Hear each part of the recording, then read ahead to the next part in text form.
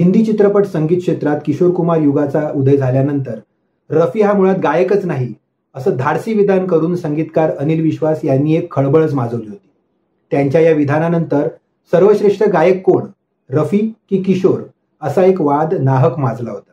या वादाला किशोर कुमार यांनी जे उत्तर दिलंय ना ते खूप महत्वाचं आहे. तर झालं असं होतं की आराधनाच्या लोकप्रियतेनंतर किशोर कुमार युगाचा उदय झाला होता आणि त्यामुळे किशोर कुमार नाईटचे कार्यक्रम सर्वत्र दणक्यात चालू होते. अशाच एका कार्यक्रमानिमित्त किशोरदा त्यावेळी कोल्हापूरला आले होते. तेव्हा त्यांच्या चाहत्या तरुणांचा एक घोळका किशोरदांना भेटण्यासाठी आणि त्यांची स्वाक्षरी घेण्यासाठी हॉटेलवर त्यांना भेटायला आला होता.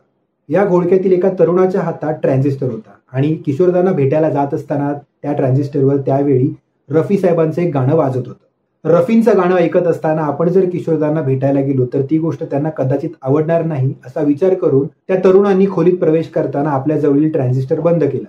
पण ही गोष्ट मात्र किशोरदांच्या लक्षात आल्याशिवाय राहिली नाही. किशोरदांनी त्या तरुणांना विचारलं की तुम्ही ट्रान्झिस्टर का बंद केला?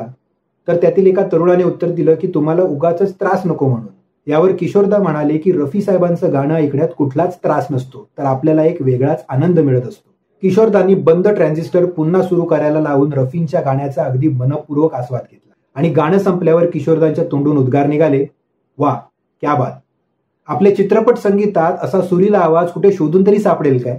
खरं तर अनिल विश्वास यांच्या विधानानंतर रफी श्रेष्ठ की किशोर श्रेष्ठ हा वाद नाहक माजला होता ना, त्यावर किशोरदांनीच एक समर्पक उत्तर दिलं होतं.